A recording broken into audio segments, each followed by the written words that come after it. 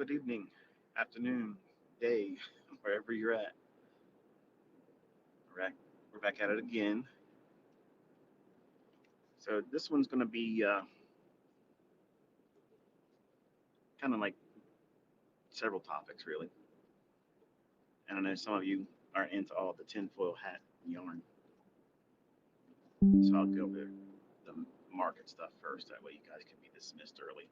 I don't like to listen to this stuff because it gives you nightmares or makes you uncomfortable or bores you or you don't believe in it, and it's fine. First and foremost, I know some of you guys like to take these discussions and upload them onto YouTube, and I have no problem with that.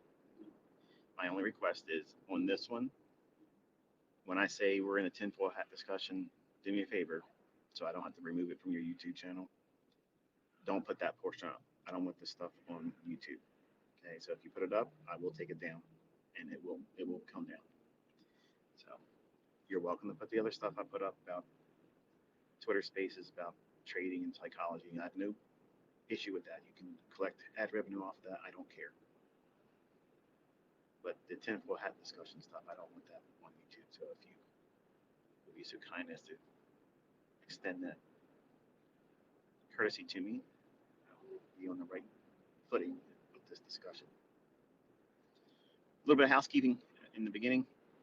Tomorrow will be my last discussion, observation, study um, with markets, Twitter or YouTube until April 10th. I'll be observing Passover. No, I'm not a Jew, but I am a Christian, and I many years while I was doing private mentorship, I worked through that holiday, and I regret it every time. So I'm not doing it anymore. So nothing's wrong, nothing's amiss. I'm just simply taking some time to be with the Lord, and that's what I'll be doing. And we'll be back at it again on the following week, Tuesday. Will be my first live stream. Okay, so the 11th of April.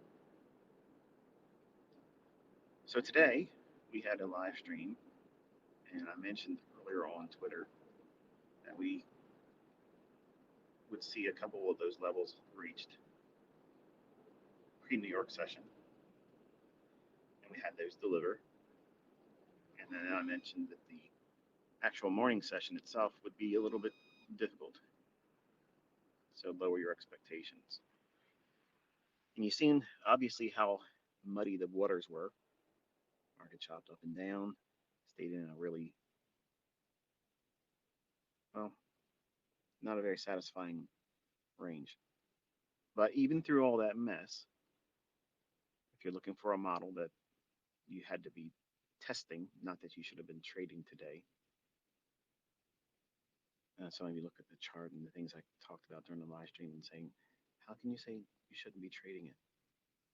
On the downside, you pretty much outline where it would go. Yeah, I do that a lot. And you're going to do that a lot too. And there's going to be times where you'll be expecting certain things to unfold in the marketplace and you won't push the button. And it's okay. There's nothing wrong with that. The week prior to what you, I guess, would call Easter, I don't like to use that term, but when there's a holiday like this, generally there's a lot of money that sits on the sidelines. So for those that are wondering why I'm not looking to do anything next week, also is I'm just not looking to take on risk.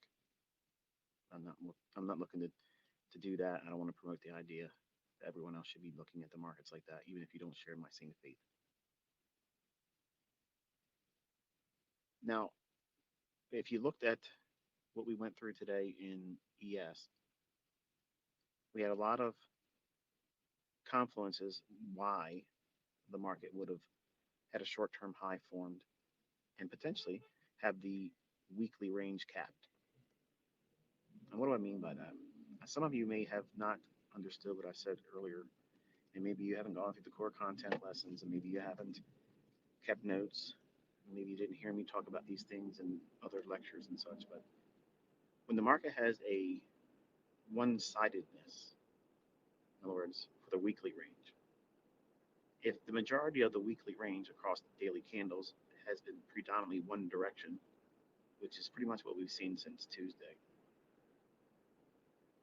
generally, not always, but generally, Thursday's morning session, and this works in Forex too. So don't think that it's just something that works only on futures or index trading. But generally, the New York session, morning session specifically, will tend to create a intermediate term high or intermediate term low. And that may, in fact, become the actual opposite end of the weekly range. Not all the time, but even if it trades higher tonight and goes higher than today's intraday high, I believe the high was 4087.75. So we failed to get to 4088 today. Never printed. But if we go above it overnight tonight, it's okay because you've seen how that morning session proved to be a tradable condition. In other words, we've seen an intermediate term high intraday, and it traded down to an objective that we were able to outline. You watched me do that in the live stream. And two of the targets, the two of the discount arrays that I outlined, traded to beautifully. And I screenshot it as it was slamming into the sell side liquidity pool. And it only went one tick below that from the time I screenshot it. And then it traded right from there all the way back up into the morning range, near, very close to the high of the day.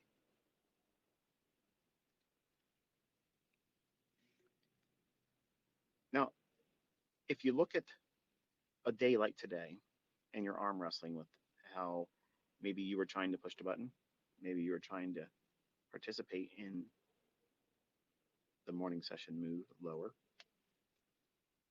and maybe that created an issue for you in terms of fear, fear of missing out, fear of getting it wrong.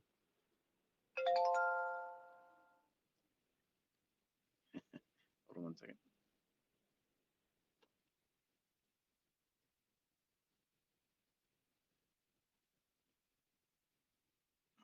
Usually I put on my do not disturb because people like to call me when I'm doing these things. I have a text message from someone I don't want to hear from right now, but I'm going to talk to when I'm done. Not a hater.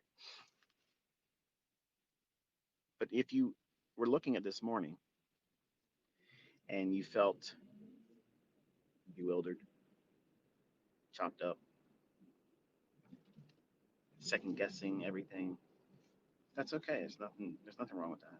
In fact, that's how you should feel. That way, you will see it again in the future, and it'll prevent, hopefully, you from doing an over leveraged trade. You don't want to be doing things in the marketplace when it's like that with high leverage, which is the reason why I mentioned lower your expectations. And I read some of the tweets in response to that live session saying that you got chopped up, saying that you're down a little bit, that you're frustrated and you don't know what's going on. Well, you're pushing a button when I told you not to push a button. And now you're bringing emotions into it. This is exactly what I said would happen if you did that. Now, for the folks that didn't push the button, you can see how you probably have spared yourself a great deal of aggravation and frustration because you didn't go into it with casino time mentality. You're in there observing, trying to learn. The takeaway from today is yes, even inside all that mess, if it starts to move lower, we can see where it's going to go. But the problem is you have to wait for a lot of confluences, which they materialized today, as I mentioned, with the S&P divergence and the new week opening gap that it traded up into. All the other factors that were listed in that tweet. But you're not being invited to gamble when it's like that because it could just as easily went up there and traded above that new week opening gap. In fact, it might do that overnight tonight. What's preventing it? Nothing. ICT's not. You aren't. Your will, my will, or my expectations or want for the marketplace to deliver a specific way. That's not going to be a factor.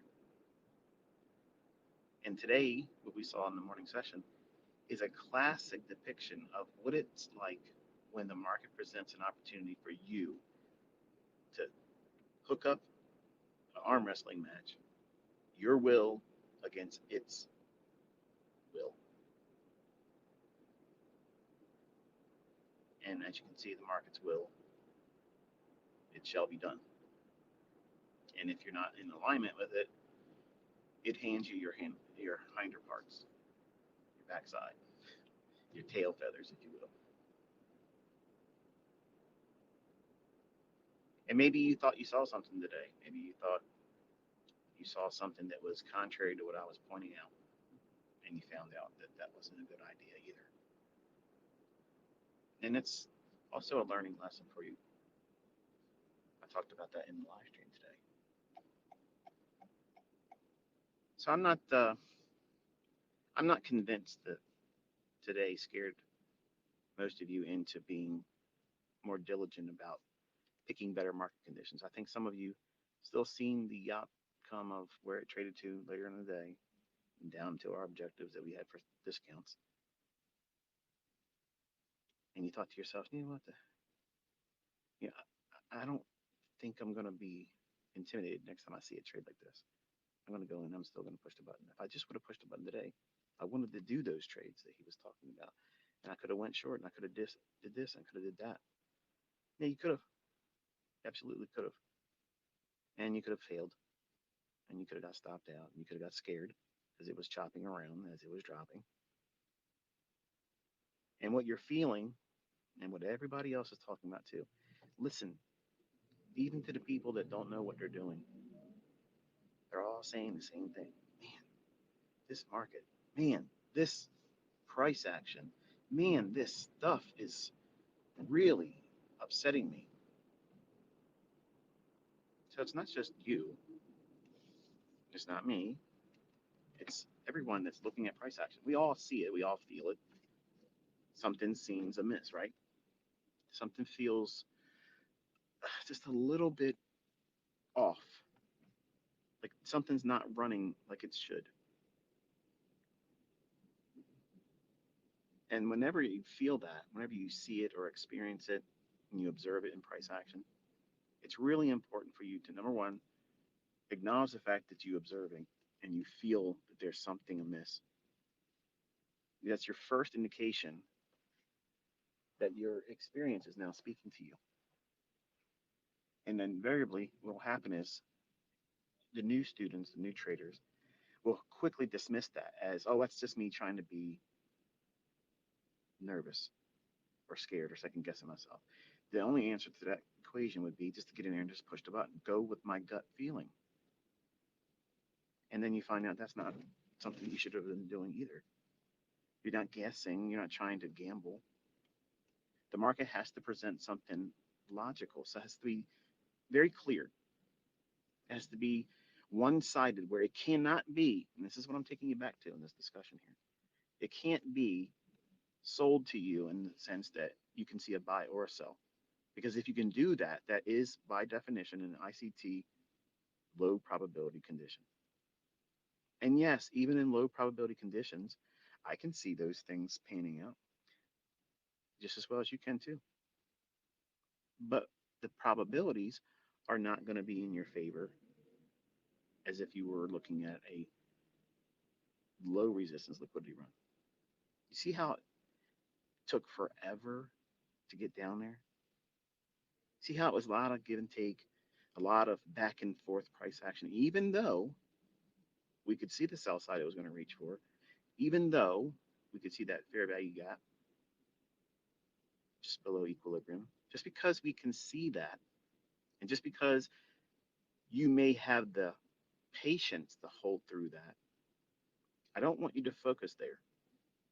That's not the trade setups I'm trying to teach you. I'm trying to teach you how to find the really fast and loose market where it just quickly, efficiently goes to your target. It allows you to be in the market very little in terms of time, and it delivers exactly what you're looking for quickly, expediently, and near painlessly. Now, I got to be careful saying things like that because it sounds like zero risk, and that's not what I'm saying at all. It just means that when we're trading with the insights I'm trying to teach you, you're going to be looking for setups that are absolutely one sided. And this morning, hopefully, I was successful in terms of explaining how it could have done both directions until it made that higher high and falling short of the consequent encroachment of that new week opening gap. Just fell short of it at 4087.75.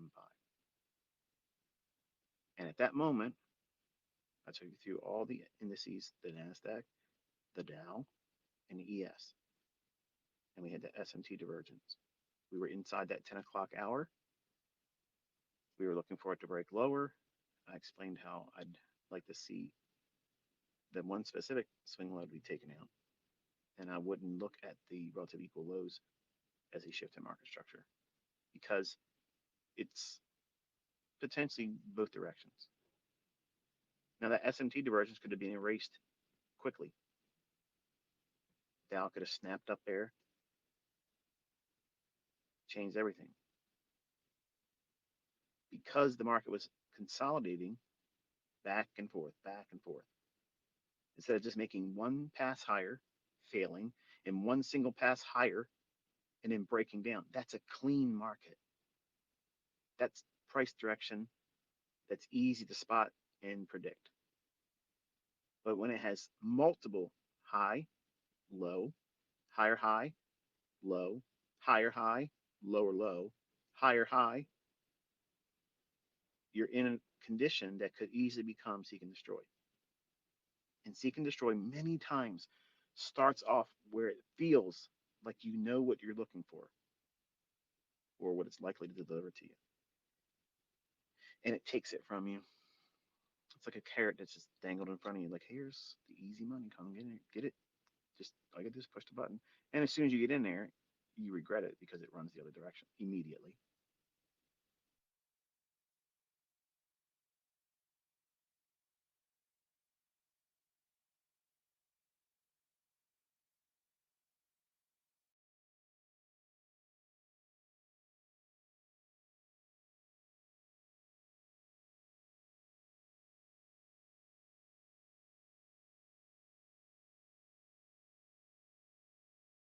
Market was consolidating back and forth, back and forth. Instead of just making one pass higher, failing, and one single pass higher, and then breaking down. That's a clean market. That's price direction that's easy to spot and predict. But when it has multiple high, low, higher, low, higher, lower, low, higher, you're in a condition that could easily become seek and destroy. And seek and destroy many times starts off where it feels like you know what you're looking for or what it's likely to deliver to you. And it takes it from you. It's like a carrot that's just dangled in front of you, like, here's the easy money, come get it. Just all you gotta do is push the button. And as soon as you get in there, you regret it because it runs the other direction immediately. And that's what this morning was doing to a lot of traders. And my goal is for you to anticipate these types of movements in price so that way you don't fall victim to getting in there and trying to impose your own will or block out the two-sided or dual nature of price delivery that is available in those conditions, meaning it's easy for someone to use my concepts and justify both directions. And if that's the case, that is low probability. That means you cannot frame a low resistance liquidity run where it just runs quickly and the price action is really clean. If you go back and look at your charts, and this is what you should be doing when we're done talking this evening, you want to be looking at it and taking note of how many times each individual 1 minute candle overlapped the previous. Back and forth, back and forth, back and forth. That is a market that is struggling to trade outside of a holding pattern. All it's doing is moving just a little bit, coming right back in, moving a little bit, coming back in. And it might eventually drift to an objective that might be visible to you. We outlined it this morning, but it doesn't feel like it wants to get there in a hurry. That's another classic signature of a low resistance liquidity run. A low resistance liquidity run is what you're trying to get good at spotting, anticipating, expecting, and engaging. High resistance liquidity runs is what you're trying to observe and learn how to spot so you don't have to go in there and trade them. So you have to know what both of them are. You have to know what one is so you can hopefully avoid it, or at least at the very minimum, know not to overtrade, not to do 5 trades, 6 trades, 12 trades, break every rule because you're in drawdown. By looking at only the high probability conditions where the market is offering you a low resistance liquidity run, those moves are very forgiving. Whereas these days, like we had this morning, they're not all that forgiving. Meaning, when you're wrong, it's very difficult to get yourself out of the hole that you dug yourself into. And for some of you that were pushing the button when you knew you shouldn't have done it, you saw how hard that was. Learn from that. It's okay. There's no shame in it while you're learning, but it is shame when you don't learn from this and you start doing it all over again. When you know that the conditions are indicating to you that we are in high resistance liquidity, and you're probably hearing me say that so much. You're like, when is it ever going to be low resistance liquidity runs? I know, but we're in a climate right now that is very, very hard to work with. So you have to be very diligent about what it is you're looking for. You have to be very patient, and you have to be, well, shrewd.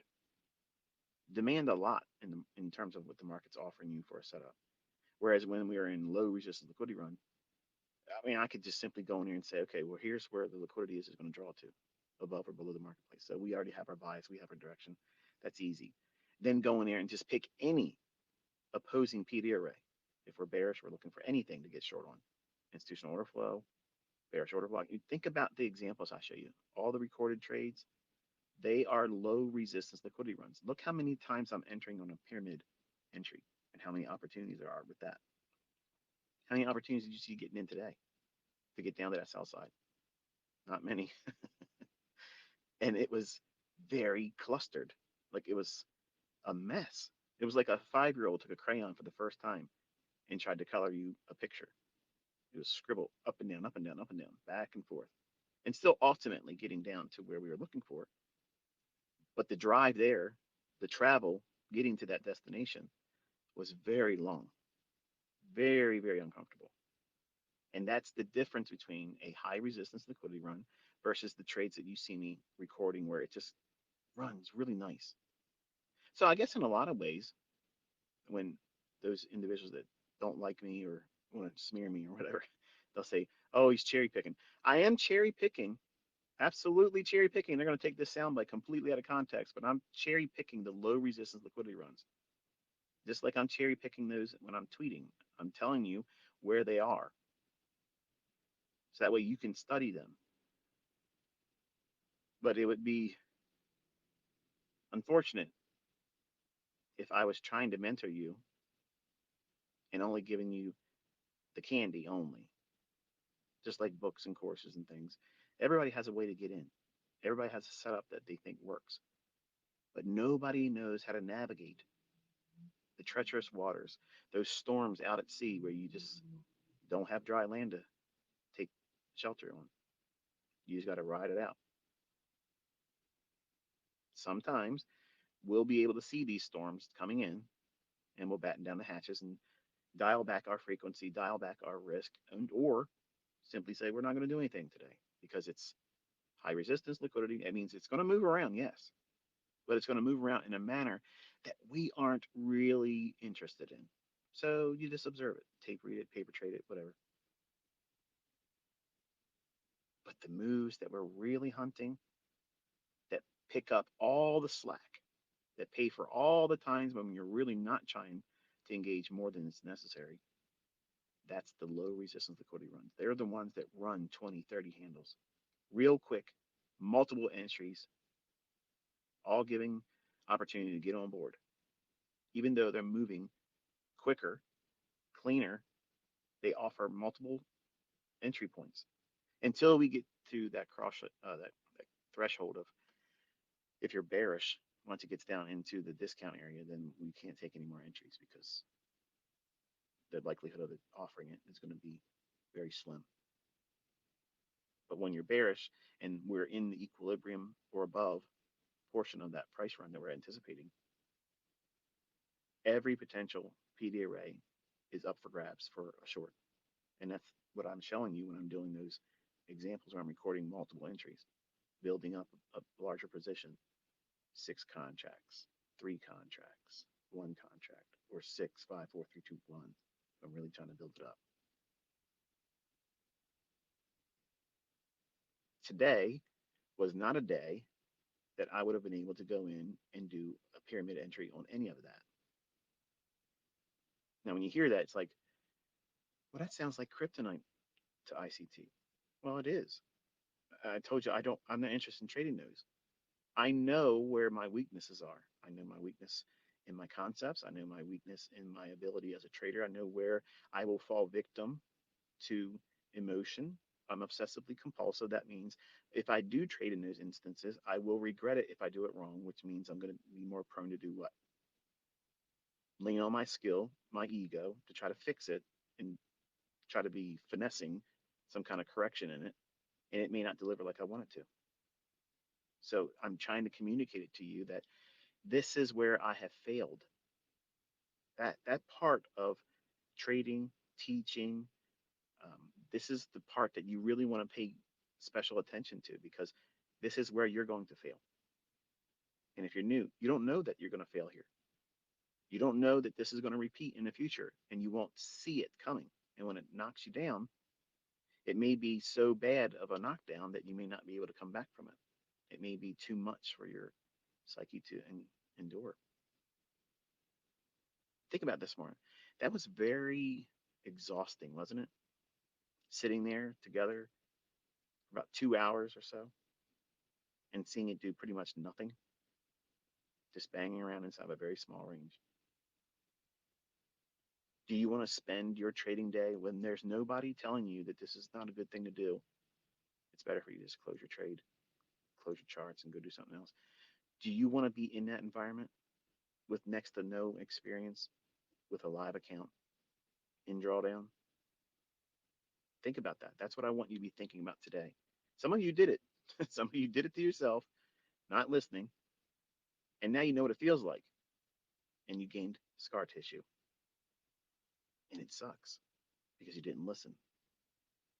And every time you don't listen and you do something you shouldn't do, you're gaining more scar tissue, and that makes it harder and longer for you to learn this, when you could just simply just do what I'm telling you to do.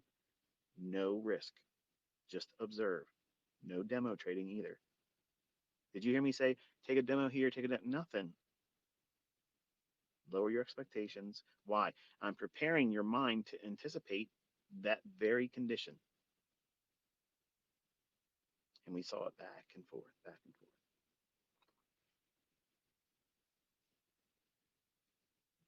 You will not, you won't likely blow your account on days that are just absolutely one-sided. I've had students that have did very, very poorly with their entries because they either waited too long, the market was too fast for their liking, and instead of getting in the fair value gap, it starts moving away from the fair value gap and they get in there.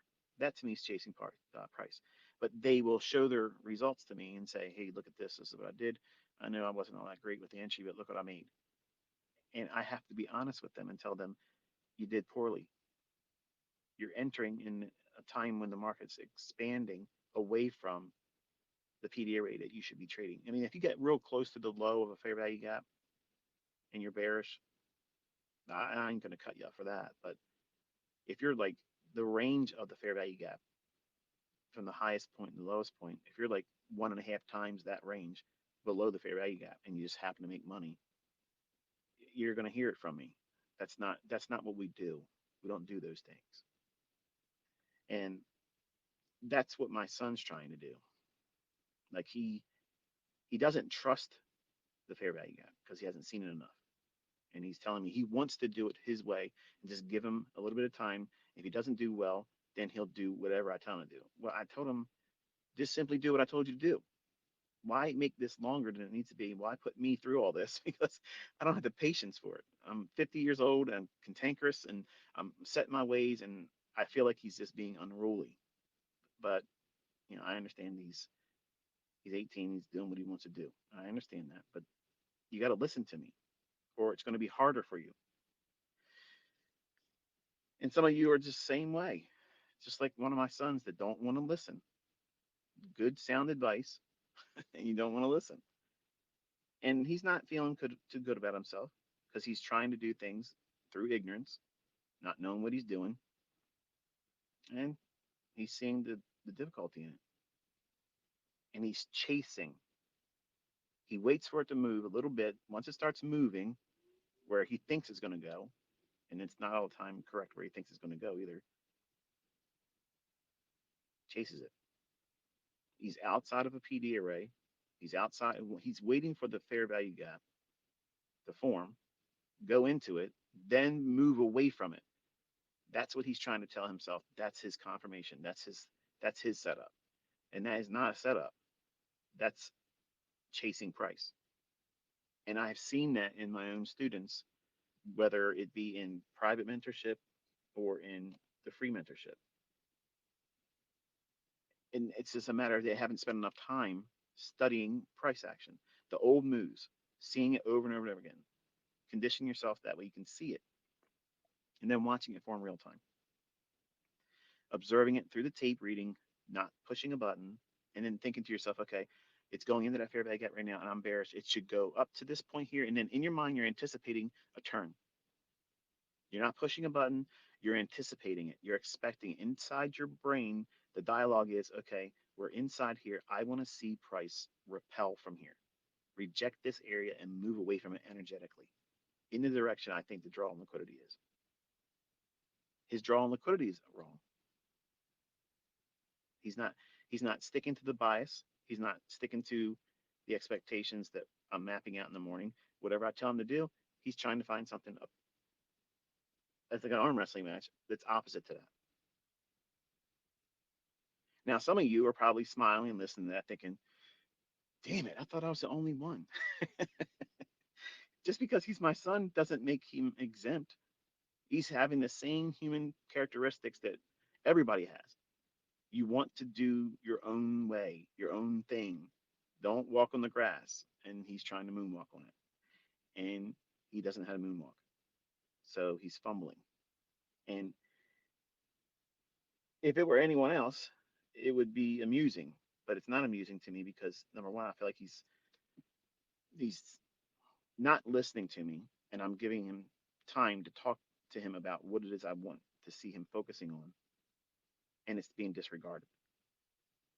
If it was anything else, I'd be in his ass about it. But I'm trying to be very careful not to break his spirit because I could very easily come down on him like an ogre and say what I want to say if it was someone like you all. I'd be like a drill sergeant and it would hurt his feelings. And then he would have a chip on his shoulder and then he would be resentful to me and then he wouldn't learn how to do it. So I'm trying not to smolder this ember I have right now. And I'm trusting that his difficulty he's bringing upon himself will get to some threshold where he says, okay, I tried it my way. Whatever you say, Dad.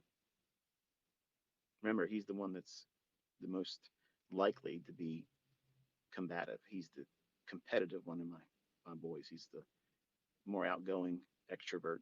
He's the wants to show everybody. And he's seeing, much like that analogy I've used many times, where you show a guy a magic trick and he thinks right away he can go out there and do it. And he doesn't do it. He can't do it. And he thinks that he's watched a few things listen to me explain something, and he can just go out there and just do it like everybody else does with their demo going into live fund trading. I did 30 trades, three of them were right. Fuck it, I'm ready. Let's get out there, let's do some live trading. I ain't got time to be waiting around anymore. That's the same mentality, and I'm not sure what's going on, but he's doing it his way, and his way ain't the right way. So I guess it could be a little bit comforting for you to feel like even in the household of ICT, the boy wonder, who I know if he just gets his shit straightened out, he could do this better than me. He could. And I can see how I was when I was 20 years old trying to do things my way when I didn't know anything. He's doing all that same stuff. And hopefully it doesn't take as long for him to snap out of it like it did for me. But I know he doesn't like that coffee shop job, and I don't like him being there either. And the longer he does all the wrong things, that pressure is going to grind on him. It's going to grind on him. And I know it'll do its work. And it'll just be a very, very large, jagged pill that he'll have to swallow and say, all right, Dad, you were right. Okay, that's not important. Now, here's what I want you to do. And it's very simple rules. It's very simple rules. The shit I'm explaining to you today in that live stream, that's essentially what I'm teaching him. Look for that. It's very easy. It's time specific. No, no, no. No, no, Dad. Look, look what it did over here on that day. I think that's my model. What? That just happened to move. That's nothing. There's nothing there. Okay, there's nothing there. All right. Well, this is my model. Everything he sees, it's in hindsight that's moved. That's his model because he doesn't want to do the model I'm giving him, which is the same crap that my oldest son gave me. Where nah, I want to do my own way. I want to go into crypto. Okay, I can't make him right. I can't make him do it just as well as I can't make any of you listen to me. The ones that listen, they get it. The ones that don't listen, they go through a lot more hardship. And you can't do that kind of stuff through ignorance and when the market's not being cooperative like it has been for a while now. The market's gyrating, it's moving around. I understand that. But what I'm specifically aiming for setups for myself and what I'm teaching you as my students to look for, they're not as clean and frequent as we have been seeing. All that means is we're getting ready to enter a time when it's going to get really wild. We're going to have big ranges again, a lot of movement, a lot of volatility, but you can't make that come. You can't make it come faster. You have to submit to it. And that's very difficult for someone that's new. Someone that's new, they think every day is going to be like that. And you're afraid that you're going to miss that big move day, that big trending day. And today, and many other instances in the past where I've lectured and told you that we're going to have, you know, a low resistance liquidity run condition, lower your expectations. And then it delivers like that. That to me is like a superpower for a trader. Like you want to have that skill because that is kryptonite because you need movement as a trader. You need to see pricing that is a little bit exaggerated. That's what you're looking for. You want to see some animation in price that provides the movement that even if you get off on a trade and it doesn't really give you the best fill, it's still okay. You can work with it. In a market environment like this morning, you have to be absolutely laser precise inside of mud and then be willing to sit and endure back and forth, back and forth, back and forth. And I've done a lot of that and it's stressful. It doesn't make a lot of sense for me to be doing that because no matter what you make in an environment like that, even if you're profitable, you feel like you ran a marathon. At the end of the day, which is only a couple hours in the morning session if you're going to be trading It feels like you worked a 9 to 5 job plus a part-time job with no sleep. Your energy level's zapped because you've expended much more mental capital holding on to something, even though it made you a gain, if it does. You spent so much energy, so much concern about being able to stay with it and will it turn against me and how long you got to wait for it to deliver. Doesn't make any sense to me to do that. I know what I'm looking for. I'm teaching you how to look for the right ones, to zero in on those days.